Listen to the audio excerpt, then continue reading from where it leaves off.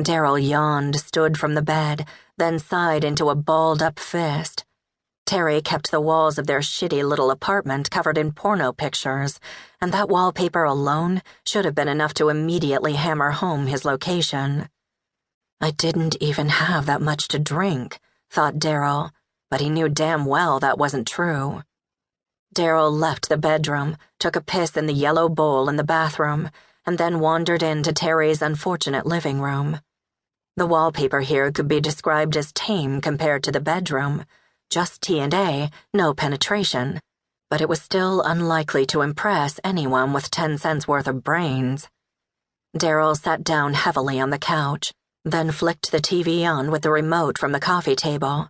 He gave a look to Terry, but if his friend had noticed him, he was keeping it a secret. He doesn't notice shit. Terry had eyes for a keyboard, mouse, and screen, but managed to avoid just about everything else. Terry sat just a few feet away at the dining room table. His ears were covered in a pair of massive headphones, his hands were draped over a stained keyboard and mouse, and his monitor was filled with dancing numbers.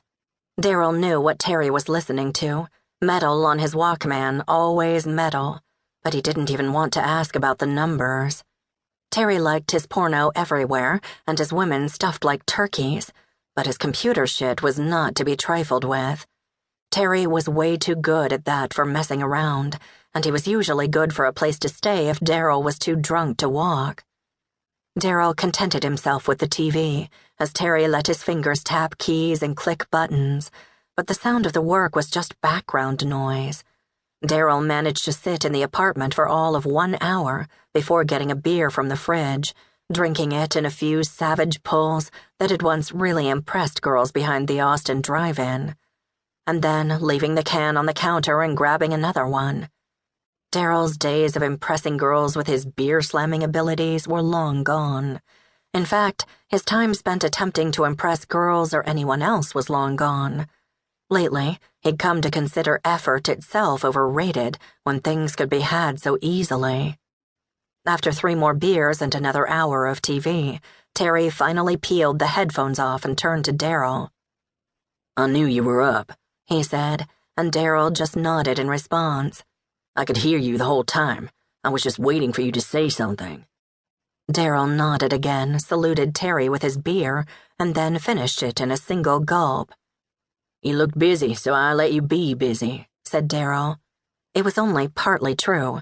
The sooner Terry realized he was up, the sooner they would have to talk about work, and Darryl wasn't in the mood. Work was how the bender had started, and why he was drinking at such an unreasonable pace, but the subject was unavoidable at this point. He owed Terry, and they both knew it. "I was only busy because I was waiting for you to come to your senses," said Terry, and Darryl nodded. "And don't try and fucking read me, Darryl. I'm not in the mood, and you already know what I'm going to say." "You want money," said Darryl. He didn't need to go rooting around in Terry's top knot to know what his friend was thinking. They both had green on their minds. There was just no good way to score right now. Of course, that's Terry's job, thought Darryl, and they both knew that, too. While he slumbered off a drunk in the smut chamber, Terry was supposed to be hard at work on something. That was the deal, even if it was an unspoken one. "You need money, just like I do," said Terry. "You'd rather make this my fault, though, than try to work out a solution." That made Darryl raise an eyebrow and cock his head. Terry couldn't be in his head. Not like that. Not like what I can do.